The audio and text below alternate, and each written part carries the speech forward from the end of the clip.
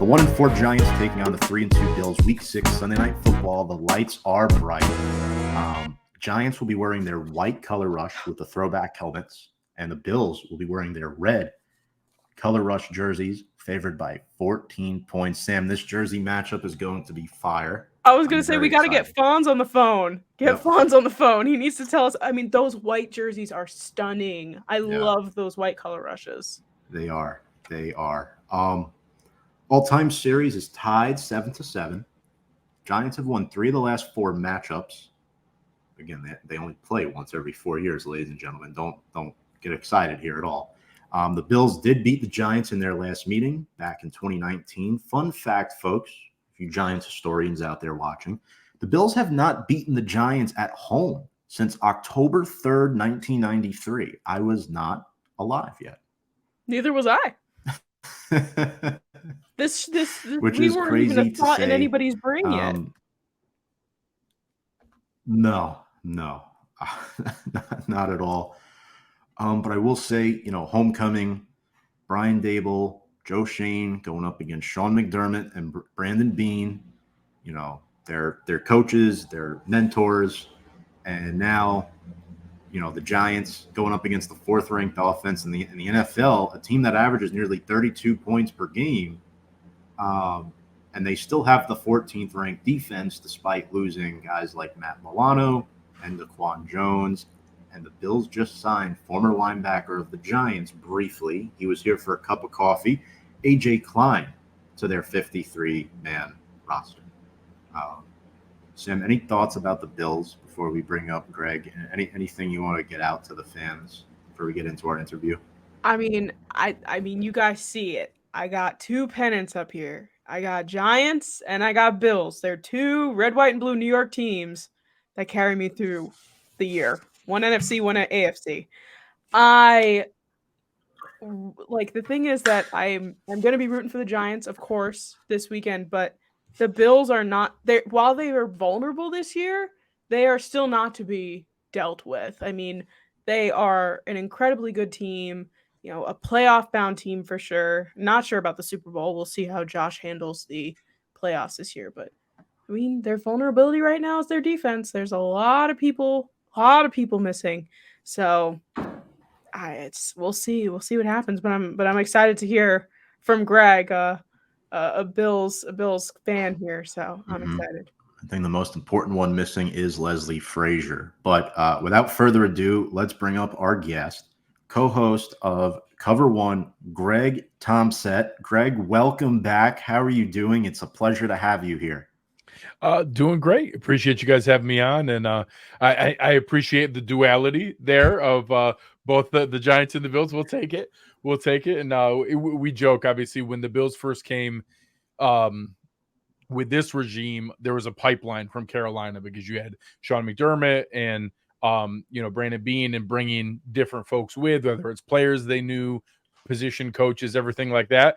And that pipeline has just turned, and now we have like Buffalo, East Rutherford chapter, and like that's growing that direction. So it's fun to see.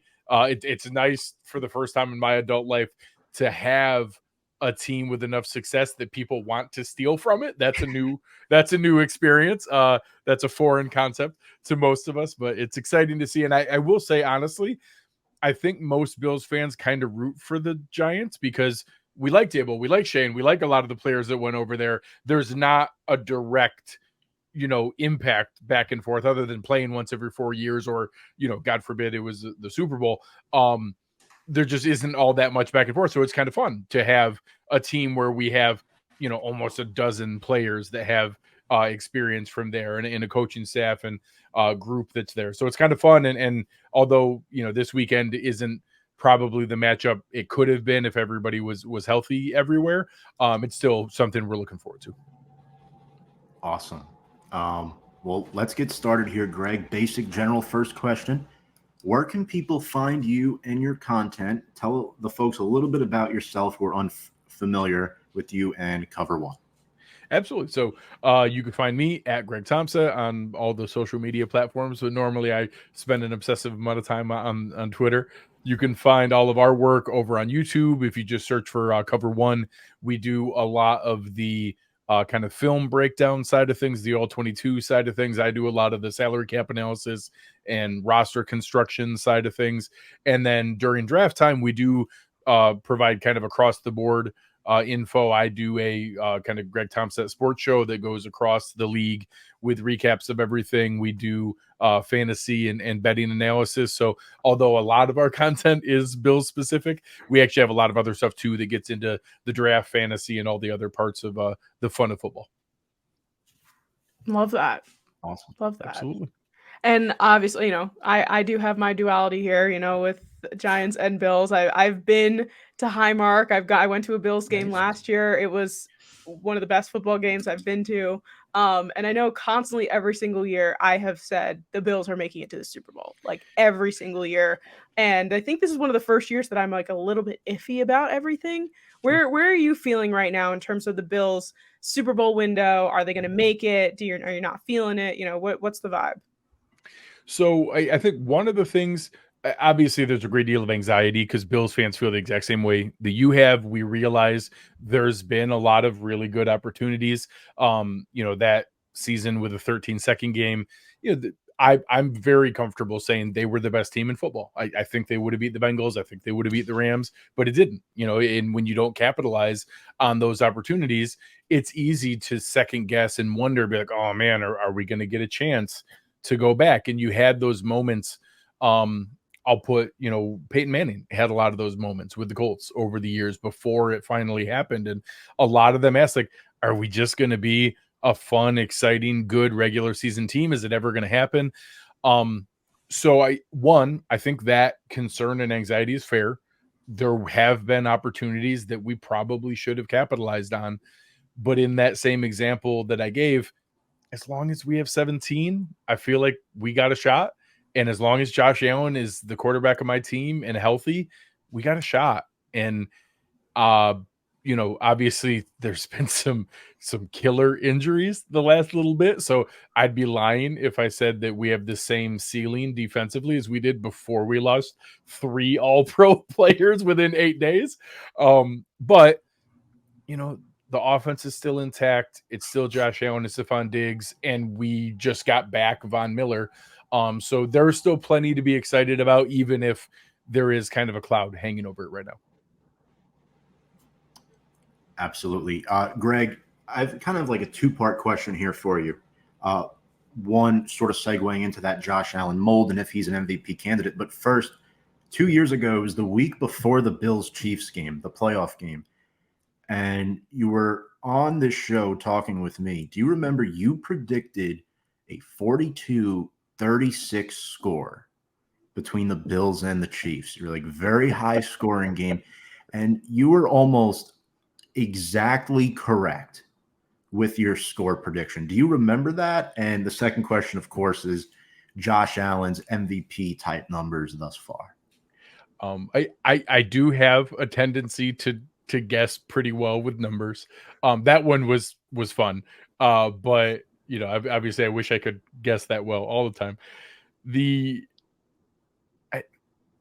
MVP is obviously based in analysis and numbers, but it's very much a narrative award. Like it involves storylines and things that people want to root for. And I think some of, Sam's initial, just the vibes of sometimes it's kind of hard when you've been around and you're not the fun new thing.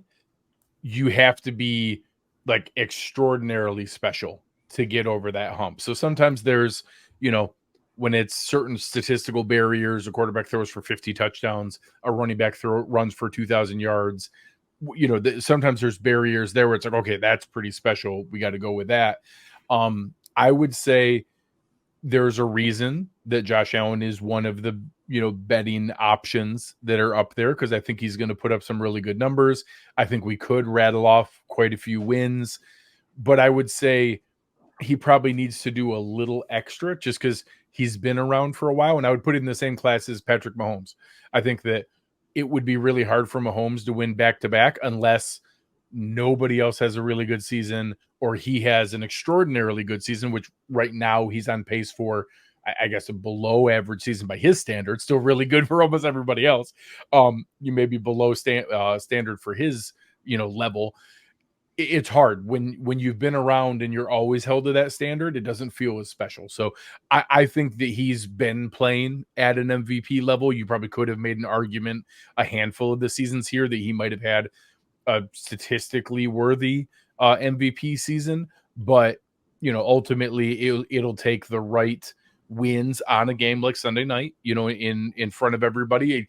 It does matter a little bit that the stinker was on Monday night and then he was killer in 3 straight 1 p.m. window games, so a lot more people see those primetime games. So if all of a sudden on Sunday night he goes for 350 and 4 touchdowns and has a really cool highlight play, it's humans that vote on that award. And if those humans see that and see the buzz around it, it does have an impact. Yeah, definitely. And I mean, Josh Allen is my quarterback in one of my fantasy leagues, and I'm currently undefeated in that league right now. So that's right. He's doing what he needs to do right now. Even the end of that London game, I mean, I know they didn't win, but he looked phenomenal, and he did what he needed to do. It was just an unfortunate turnover that ended that game, but I do want to talk about tight ends for a second because Tom knows this. I love tight ends, and Dalton Kincaid was one of my top guys in this past draft.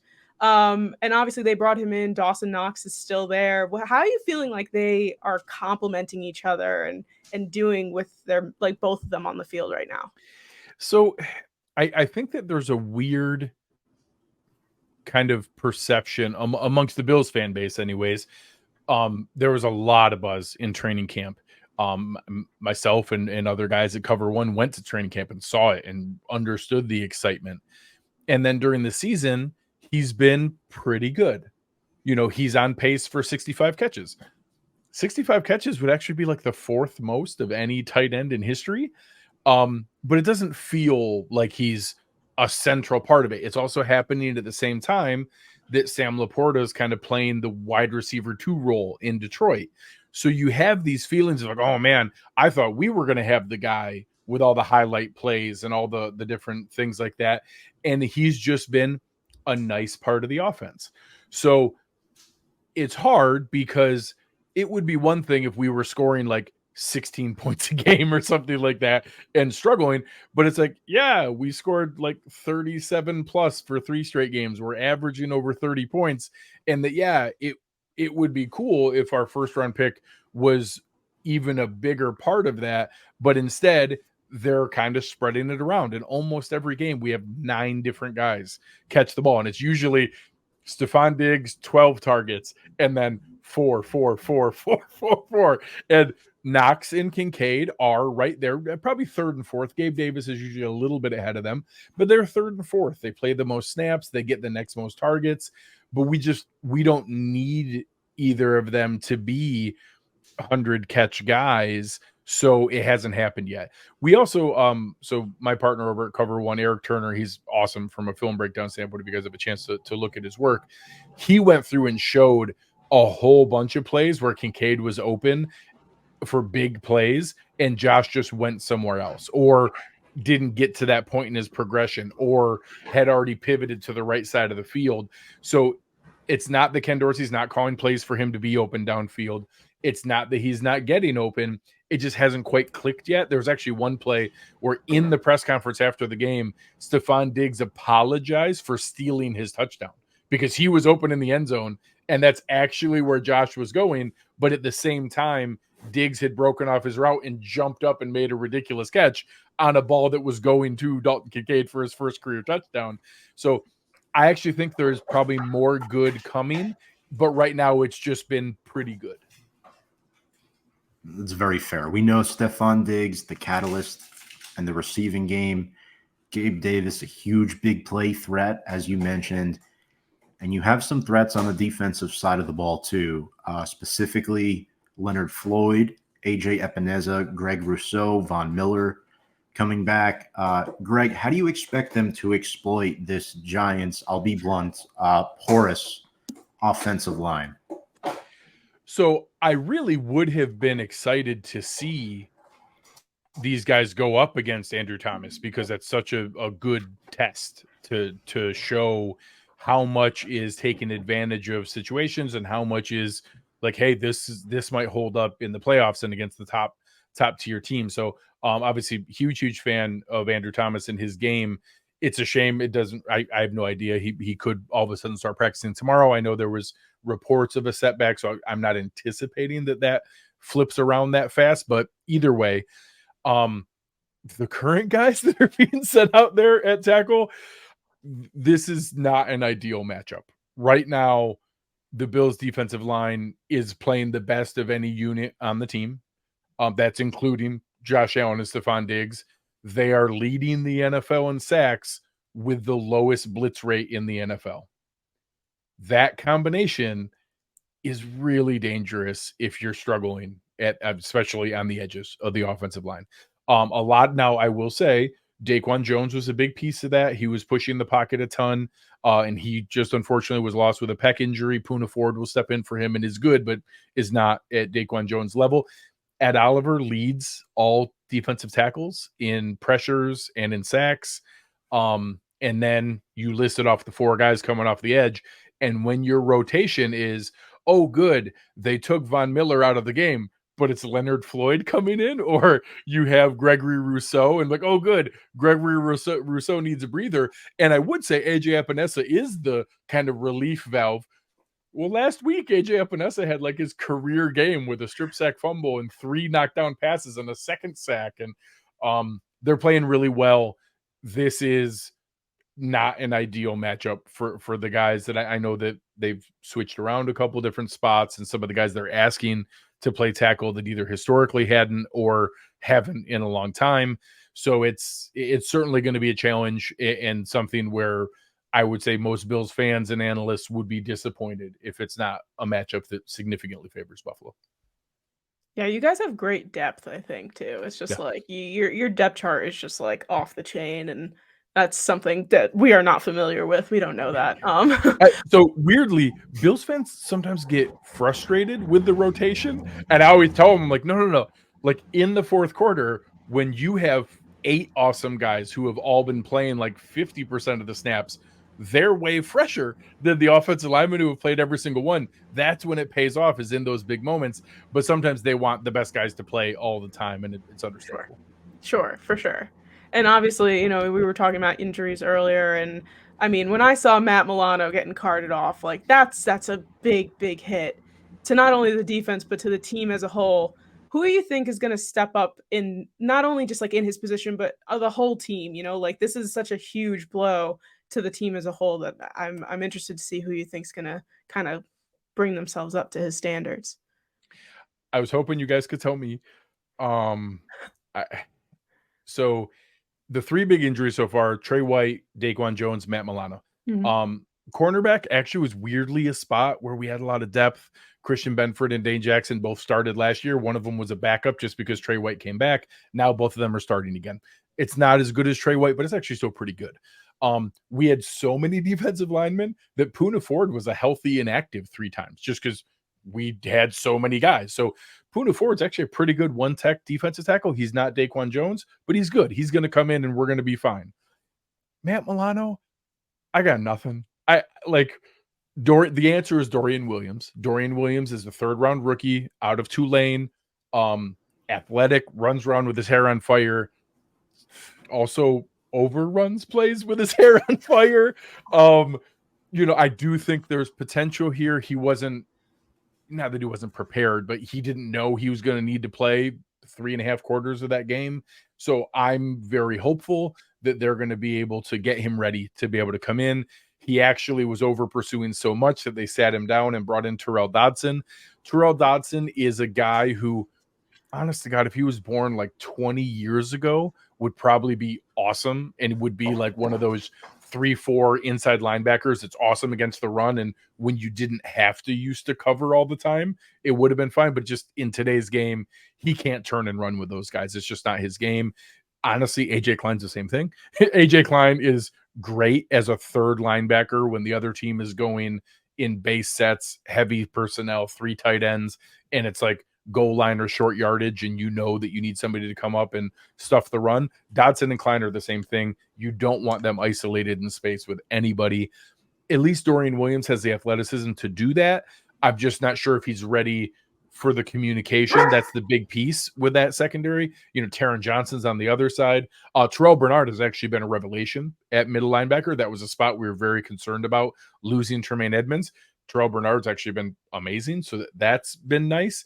But we also don't know how much of that was him looking great because he had Matt Milano next to him. So that's another question that I don't know that we know the answer to. So that's the one I'm the most concerned with. I'm sad that Trey White and Daquan Jones are out. They're players that I love. The Matt Milano one, I don't think there's an answer to that. I played around. There's obviously some guys you could go after from some struggling teams. You have, Jordan Hicks out there, and you have your, Robert Spillane that made some splash plays for the Raiders, and some guys on teams that aren't going anywhere. Kazir White out in Arizona that are, last year their deal, veterans on struggling teams. Frankie Louvu out in Carolina. I would prefer that we go get a guy like that and plug them in a spot, but the answer very likely is Dorian Williams. 3rd round draft pick too. He's definitely a good player that has a lot of promise. Quick shout out here to Tudo commenting. Massive salutes. 1:44 a.m. in Italy. Thank you, Tudo. Hope you are doing well. Beautiful. Appreciate it. Nice little rugby player fan we got there. Greg, I want to ask you this. You're very familiar with us. We're semi-familiar with you. Our head coach and our GM came from your organization, Brian Daboll and Joe Schoen. So far during this tenure, year 1 was way above expectations. Somebody who was unfamiliar with Daboll at the time, I thought, wow, this guy's phenomenal. Wins coach of the year. Awesome. But the team has regressed in year number 2, despite more talent being added.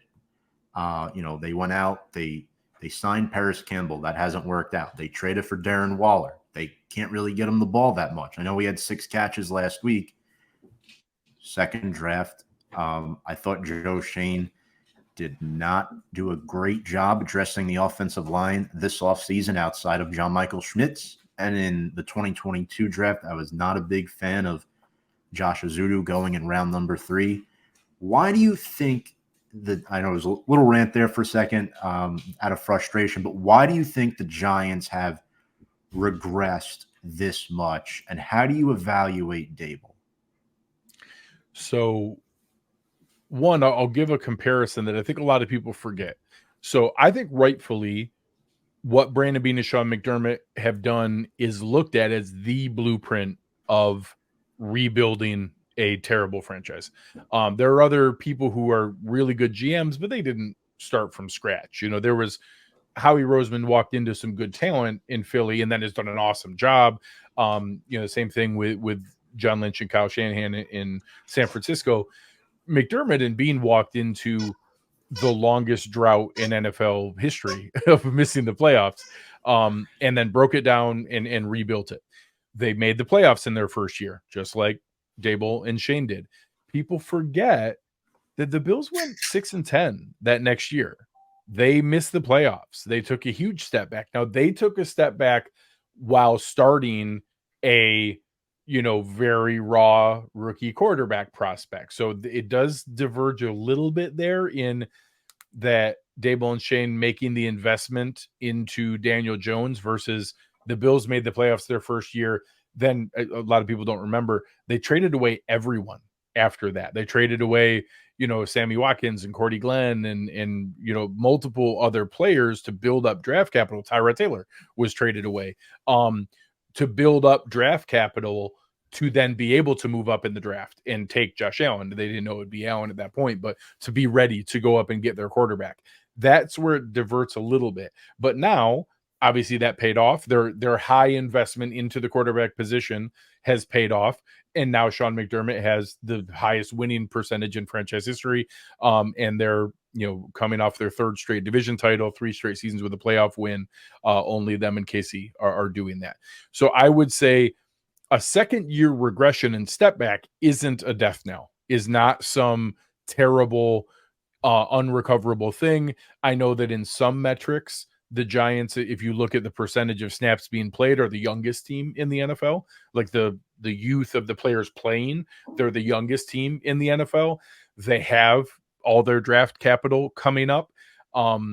They've, in my opinion, maybe short of one spot, have made all the right investments in the big contracts. I love some of the different guys that they've the guys they've chosen to extend, especially in the trenches.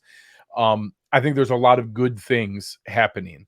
Obviously, the NFL is so tied to success at the quarterback position that is going to be a factor in what that trajectory is. But I would say people forget that there was a lot of regression in that second year in Buffalo as well. And it wasn't a death knell for them either. In reality, the first year making the playoffs bought them enough cachet and trust and goodwill that it allowed for a bad second season while going the right direction and building the foundation of what they wanted. So that's not hopes and dreams. That's reality. That happened in Buffalo. So it doesn't mean it's going to happen just like that in New York with the Giants, but I think there's precedent that it can. So there are other things that you probably need to see progression with some of those young guys getting all the snaps and playing now, but that can happen and still be a very good story in how it comes out. Speaking of the GM and Shane and all these moves that have been made so far, from what you've noticed, what was probably one of the best or your favorite move that Shane has made so far as the Giants GM? Sure. So obviously everybody talked about the choice between Saquon and Daniel Jones this offseason, and that was debated like crazy. And you go back with a quarterback that people weren't 100% sure on versus investing in a running back, even if the running back might be the exception to the rule of the investment in general. So I think that got talked about a lot, while actually the best move that he made was going on in the background, which was extending Dexter Lawrence. I think he is an absolute monster. I think that position is going to be the most important position going forward in the NFL. More and more teams are figuring out how to get rid of the ball really, really fast. I think obviously edge pressure still is always going to matter, and it's a very important thing. But so much of the successful pass rushes in the NFL are because of pairing it with pressure up the middle. John Lynch famously went to ownership and said, "Hey, I know we have Nick Bosa. I need Javon Hargrave because he needs a partner to collapse it from the inside." The Bills famously for years would be in all these really good metrics with pass rush win rate and in pressure rate and in win percentage and all these other stats that were like, no, we're affecting the quarterback, but we weren't finishing, we weren't closing it, we weren't getting sacks. And there was lots of positive things. The pass defense was good because of it, but this year they're leading the NFL in sacks because they married it up with pressure up the middle, and Ed Oliver is doing those same things. So as Kayvon Thibodeau continues to develop and come into his own, it's going to flourish because of what Dexter Lawrence can do, collapsing that from the middle. Obviously, Andrew Thomas would be a close second for me. And when I commented on the investment in the trenches, I think, those are two of the most critical positions that you can hit on. They hit on absolute franchise centerpiece players in those spots. And, whether Andrew Thomas continues to be the franchise left tackle for Daniel Jones or for maybe the quarterback of the future, having that locked up is critical. So I think that those are two really, really important spots that they've already hit on. And not only did you hit on them, you retain them long-term. And I think that that's huge. Right. It's just weird for us because we're in year 5 and, I say we definitely lean pro Daniel Jones, but at this point, we still don't know. Is he going to stay? Is he going to go? We still don't know. And it's year 5 and Joe Shane kind of, invested in him. I know there's an out after 2024. Personally, I like Daniel Jones, but there are times where his mechanics are off. He overthrows.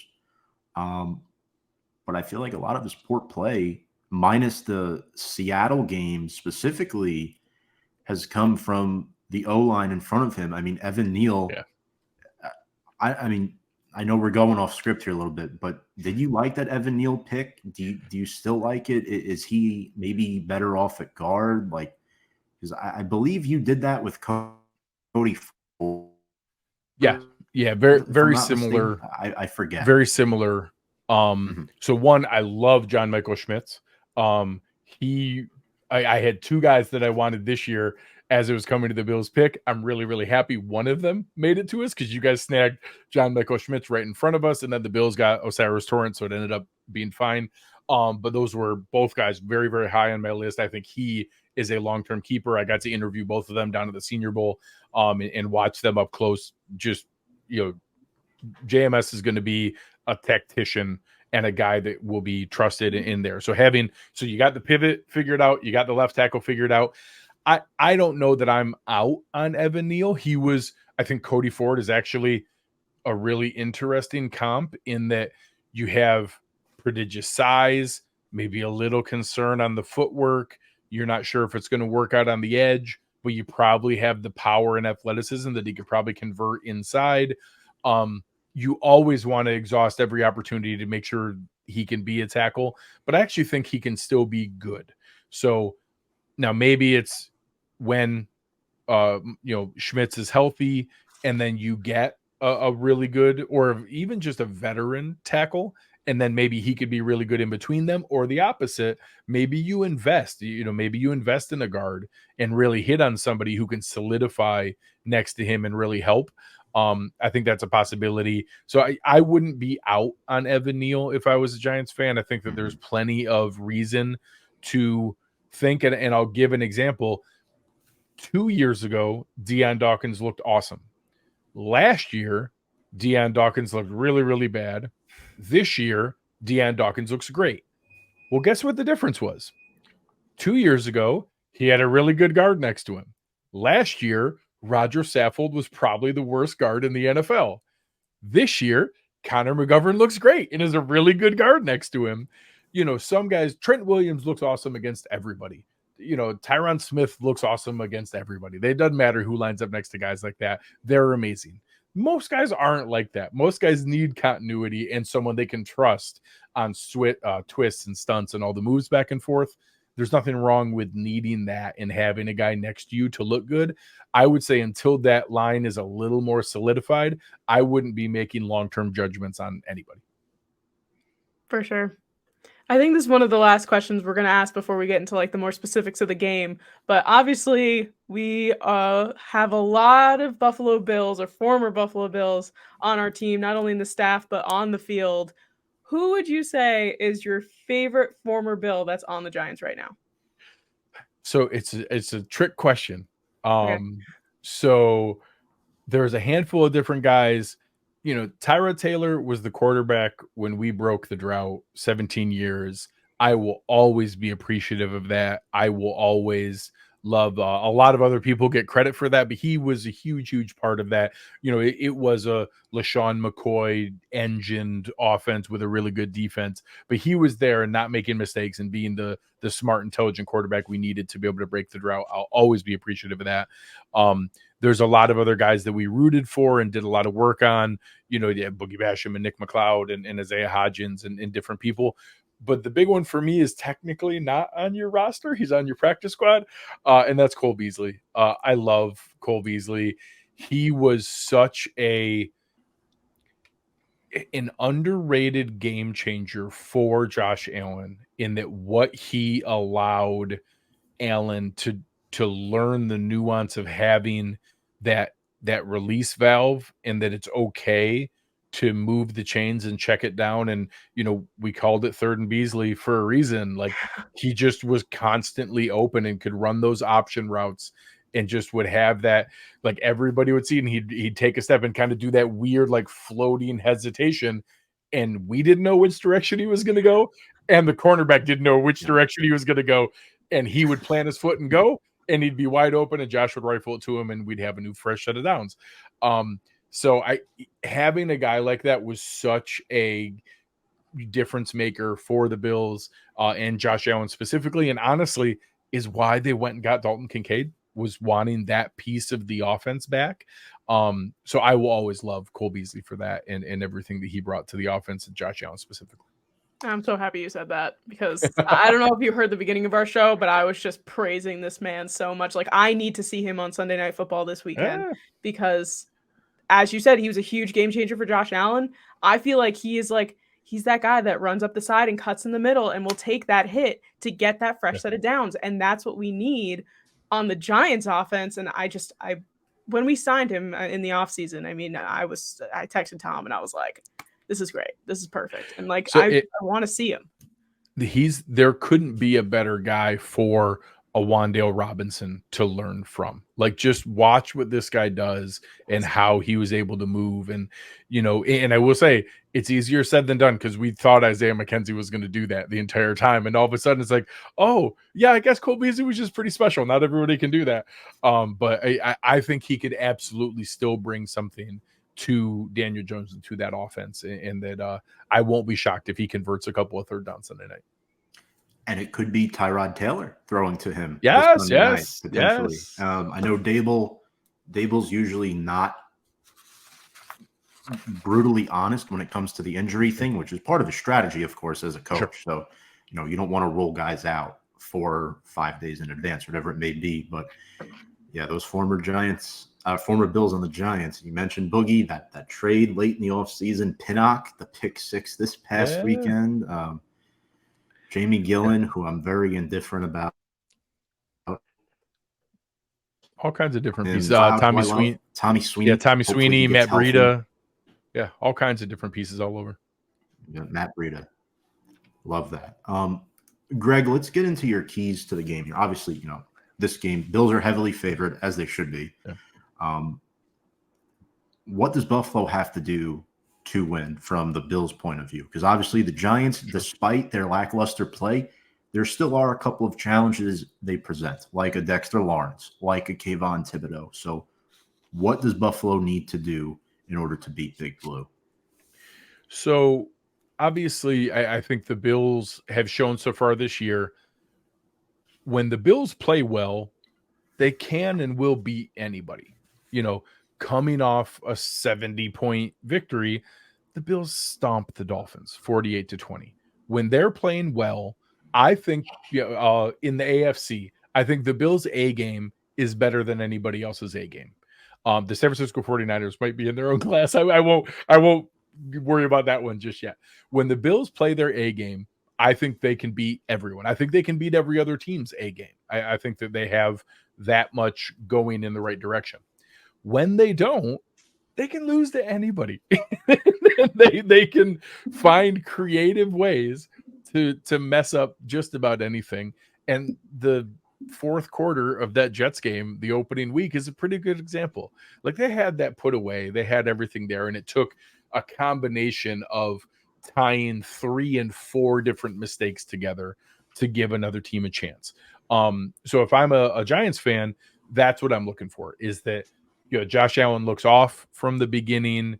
He's not, connecting. They miss on a couple deep shots to Gabe Davis. There's, some weird disconnection with Stephon Diggs, and that Dexter Lawrence and Kayvon Thibodeau are getting home, getting Josh off the spot, and he's having to scramble and run for his life. That's the story that you're going to tell yourself.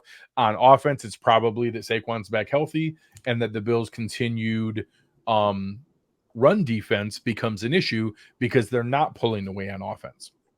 The other way around. If the Bills are doing what they've done most of the season, which is the ability to matriculate the ball down the field and just continually put together 10, 11, 12, 13 play drives where they keep converting third downs and they keep moving down the field and they're just in scoring position over and over and over again. And eventually you get into the second half and it's, they're up by 2 scores and the other team has to pass now. And we just let our, cadre of 8 different pass rushers pin their ears back, and we wish you all the best. Just good luck. I hope it goes well for you. That's what it's going to take. So the Giants need to be hanging on early. They need to keep it a neutral or positive game script early on. if the Bills make it a positive game script for them and they get a little bit of a lead, it could snowball and get ugly. If the Giants hold on, they're able to continue to run the ball, they're able to move Josh off the spot, they'll probably need a couple things to bounce their way. That, obviously this point spread is what it is for a reason. They'll need a couple things to go their way, but Josh Allen has done that. He's helped teams have a couple of things bounce their way when he starts to press and get anxious and try to put the team on his back and try to win the game by himself every throw. So obviously I'm hopeful that that's not what I see on Sunday night. But if I'm a Giants fan, we've seen teams that the Bills should put away find a way to win, and it wouldn't be the first time we've seen that if they do that on Sunday night. Sam, how about you here on this one for the Bills and the Giants specifically? I mean, the Giants, there's like 300, right? Because you got to do like 300 things right to win. Yeah. What are you thinking? I feel like, Greg said it best, and that's what I was thinking about, was like, if the Giants get out in front, that's like a big deal for us. It's like we're always behind, and it's always playing catch up in every single game. And like last week was the first time we had points on the board, at least a touchdown in the first half of the game. When Pinnock took that play back and all of a sudden the score was like, oh my God, if they find a way to get Miami to stumble into this, I was really excited there for a minute. Trust me, I think we all were feeling it for a little bit, but I think that's like one of the biggest things. I mean, obviously I can't even say protect Daniel Jones because like nobody is, like, it's just not gonna happen, which is unfortunate, but like we have to just work with what we have right now, and it's like that's just what we got to do. So it's like quick releases, nickel and dime them down the field, utilize the fact that it is a bit of a vulnerable defense, and I mean that's really all the Giants can do right now. But I'm a little nervous going into this game, but also I just love to watch Josh Allen play, so it's hopefully at least a good entertaining game as opposed to Monday night against Seattle, which was a snooze fest. Yeah. I would say Josh Allen's a lot more exciting than Geno Smith. I would agree. So yeah. I'm excited. I think it's going to be an entertaining game. Obviously I think it's probably not awesome timing for the Giants that the Bills like need a get right game and are super hyper focused on bouncing back. That's probably not awesome timing for the Giants, because the Bills do have a very good track record of their record after losses is exceptional. They do not string together losses under Sean McDermott. So that would be something new. But obviously I think there's an opportunity. It was a run defense that was already struggling with Daquan Jones and Matt Milano. Losing those two, that would be an area. And obviously everybody saw, Saquon starting back at practice today. So if that is a trend and you get, such an elite talent like him back, all things are on the table. Right. I agree 100%. For me, it's a few things, Greg and Sam. First off, limit those explosive plays. We talked about it last week. 76-yard touchdown run given up. Tyreek Hill carved up the defense. And last week, specifically for the Bills against the Jaguars, Josh Allen had 5 throws of 40-plus yards. So you're looking at receivers like Gabe Davis, who cooks defenses for big plays. We know how good he is. He's got a touchdown in 4 straight games, and I believe had over 100 yards last week. Stephon Diggs, another player who's a first down machine, 100-plus yards in 4 of his last 5 games. So he might draw Deonte Banks. I'm not sure if they're going to throw Banks or Adoree because Adoree's been playing a lot of slot this season. Okay. So it should be interesting to see who gets who. And specifically for the Giants, I'm not going to say win the turnover battle, even though I should, because last week the Giants won the turnover battle 3-0 against the Dolphins and still lost. But I think stopping the run is huge too. Yeah. We didn't talk about James Cook much yet, right? So this is where it starts to get interesting a little bit because the Bills are 49%, I believe the number is, on third down for the season. They need to do better at stopping the run on first and second down specifically. I know James Cook just had 4 carries last week for 14 yards. I know that game was in London. I was still waking up on a Sunday morning. But however, Josh Allen's capable of taking off too. So I think stopping the run is key, limiting those explosive plays, containing Stephon Diggs, doing it all. So I will say, for any team, like I said, when the Bills are playing their A game, I don't know that anybody out there right now is going to stop them. Right. That first down is that play. If the Bills are gaining yards, and it's 4, 5, 6, 7 yards on first down, or sometimes even converting the first on first down, they are impossible to stop, because then they get you caught into, not sure what's coming. They start running their play action when Josh is running play action, and the defense, the safeties and the linebackers aren't sure. Stephon Diggs kills them, and it's just easy pick in, and that's when they hit the deep shots to Gabe Davis. When you get stops on first down, it makes me have to make penance like this. Look at that. So I love that. when they struggle on first down, but they're continued in their investment and commitment to James Cook, and they're handing the ball off on 2nd and 10, it makes me want to pull my hair out and scream. So a lot is decided on success rates on first down, and it's unfortunate the Bills just depend on the fact that we got Josh Allen and Stephon Diggs. They'll convert on 3rd and 9 anyways, and they do at a rate like higher than any other team. And it makes me mad, because then they never learn their lesson, because Josh and Diggs just make it okay. And it just makes me crazy that, like, you don't have to make them convert 3rd and 12. Like, you don't have to do that. You can 3rd and 4 is really nice. It's great. So if they're converting and getting not chunk yards, but just positive gains on first down, and the Bills start getting the Giants into 2nd and 5, 2nd and 6, they're done. It's that offense is so dangerous in that position where they know we can go play action and take a shot, because if we get to 3rd and 5 or 6, we feel pretty good and we're going to be able to convert. So when they get just a little bit of yardage on first down, it opens up the playbook like crazy on 2nd down, and that's when they're just gashing teams. And then all of a sudden they hit a 25-yarder, and then they go right back to it, and they get another 6 yards on first down, and it's 2nd and 4, and they take a shot to the end zone. And if they don't get it, it's okay. They come right back and they convert to Stephon Diggs. And it's that kind of functionality where if Dexter Lawrence is making plays and all of a sudden it's a no gain or a tackle for loss on first down, you get them to 2nd and 11. Now you can get them behind the chains, you can get them out of rhythm, and you can really have a good shot.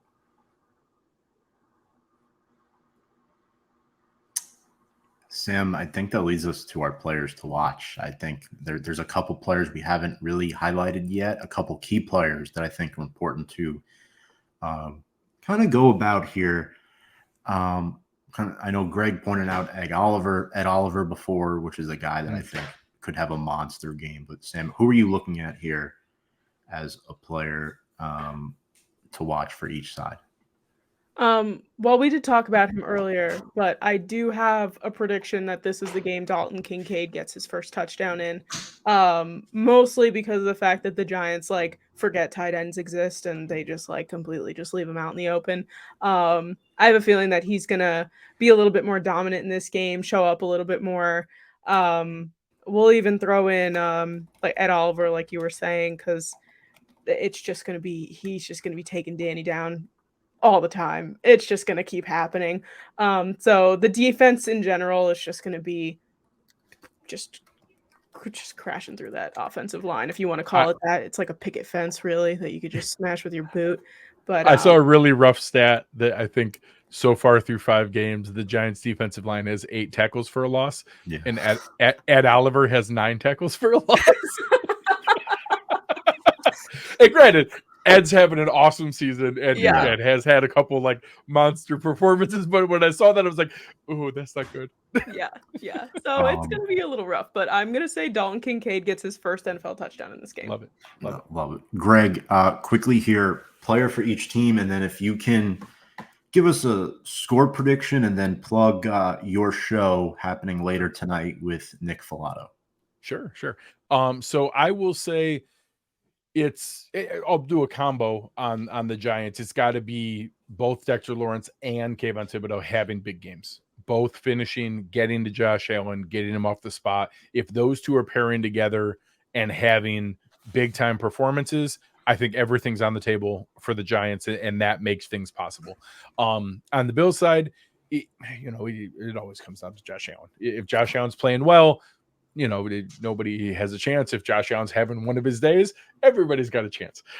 So we'll see where that one goes. I think that's in the position that it is. I mentioned earlier, it's not awesome timing for the Giants in that the Bills do not have a track record of dropping multiple games in a row. They do very much have a history of bouncing back pretty emphatically when they have an embarrassing or a rough loss. I think that this point spread is what it is for a reason. Again, if everybody's healthy and we're talking about a healthy Daniel Jones with Andrew Thomas and John Michael Schmitz in front of him and a healthy Saquon Barkley, this is a lot different discussion. And I think there's a lot more excitement about all the, so many former Bills and Daboll and Schoen and the other position coaches coming back to Buffalo. Now in the position that they're in, I'll be really disappointed if the Bills don't. It doesn't need to be 48-10. It doesn't need to be some crazy, blowing the doors off. But I do think that it should be a game where it's 37-17, 34-20. It should be a 2-touchdown win.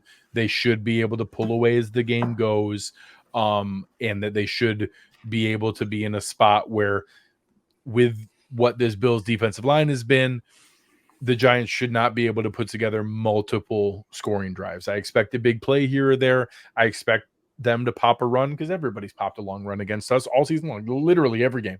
Even the games that we've won by blowouts, the other team has had somebody pop a long run against us because it's just what happens apparently. So I expect that to happen. I expect a decent drive or two. Maybe they get a turnover and it goes right. So that's kind of where my head is at. I think I've got it something like 34-17. Okay. Sam, quickly here, score prediction. I had something similar to that, and then I kind of thought about it a little bit, and I gave the Bills a little bit more credit. And the line is 14.5, so I just it's going to be more than a 2-touchdown game. So my final score prediction here is going to be 41-21. Okay. And I'm going 34-20, by the way. Nice. And those will be entertaining, fun games. I do think that it's going to be fun. And like I said, for the Giants fans listening, remember that second year in Buffalo with that regime. They took several steps back, but they still added some of the right pieces. They evaluated, they let some of their young talent play and learn through some of those situations where they were, struggling and having to really figure it out. That was, Deion Dawkins was there and young and just playing. Matt Milano had just become a first-year starter. Trey White was just getting his legs underneath him. It was Micah Hyde and Jordan Poyer's, second year together. There was a lot of things just forming, and that's what's turned into that 6-year run that they've had now. So I think that there's still plenty of positives coming. Greg, we appreciate you. Thank you so much for your time. Follow Greg at Cover One. He'll be live shortly with Nick Filato from Big Blue Banter. Great statistician, good with film breakdowns as well. I'll make sure to check it out for a little bit to watch you guys chop it up. So appreciate you as always and for your time. And best of luck this Sunday. Not too much, but we do support you guys when you're not Absolutely. playing us. Same exact thing. Wishing you guys all the best. Appreciate you having me on again. It's always fun talking with you. We'll talk soon. Thanks, Greg. Appreciate Thank you, Greg. Take care. All right. That was Greg Tompsett from Cover One. Busy guy. Awesome guest. Sam, how are you feeling? I know we all picked Buffalo, but it seemed like Greg has a little bit of confidence in the Giants moving forward, despite the struggles this year. I actually forgot that the Bills went 6-10 in the second year of their regime. So it could be a similar thing for the Giants this season. He's usually not far off on his predictions, which is why I brought him on. So, yeah. Yeah, no, I mean, it gives me a little bit of hope. It gives me that little bit of confidence that this team will always be bad forever. Eventually we'll be a Super Bowl winning team again. It's not going to be this year, but who knows? We'll see as it unfolds. But I just want it to be a good game. I really just, these are two of my favorite teams in the NFL. I just really want to see them hash it out and Yeah. a good game. Couple comments here. No, not similar. Their O-line is terrible. Thank you, John, for the comment. It is. We appreciate that. Tudo says, Big Boss Tummy, great live show and interview. Thank you, Tudo. It's a team effort as always. Sam, I think one other thing too, I wanted to mention quickly our injury report because it's bad. It's really bad. Do we have the time to read it? It's like chapters long. I think Dan Duggan said something earlier, how he couldn't get it all in one tweet. So he had to pay extra to get it all in one tweet or something like that. Yeah. It's long. Yeah. You want to read it? Because I don't know if I have the patience to.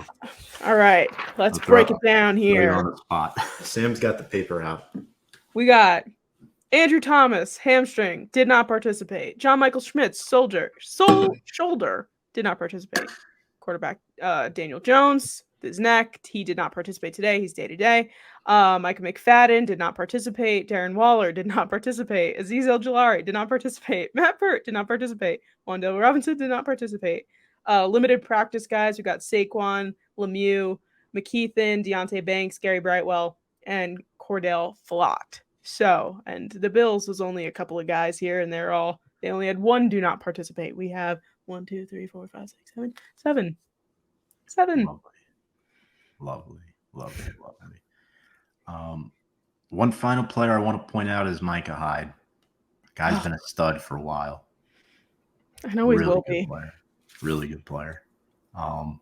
Even though no Tre'Davious White, no Matt Milano, I think the Bills' defense is going to eat a lot against us. But I think that's going to do it for tonight, Sam, and folks watching. Appreciate you watching. Sam, any final thoughts before we sign off to the crowd?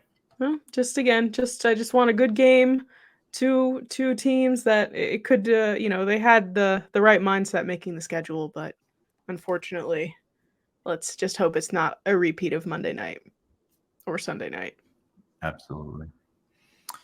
Appreciate you coming on as always, helping out with all the graphics and whatnot and everything that you do. And all the folks watching, appreciate your comments, even some I don't agree with. John Suggs, I do think we get more than 3 wins this season. That is a little bit harsh right there, but we do appreciate your comment as always. On behalf of Sam Cardona, I'm Tom Scavetta. Make sure to check us out on all of our social media platforms, Instagram, Twitter, and YouTube at Big Blue Avenue. Let's go Giants. It might not be pretty, but got to stay confident, got to stay poised, got to stay calm. There's better days ahead. And without further ado, let's go Big Blue.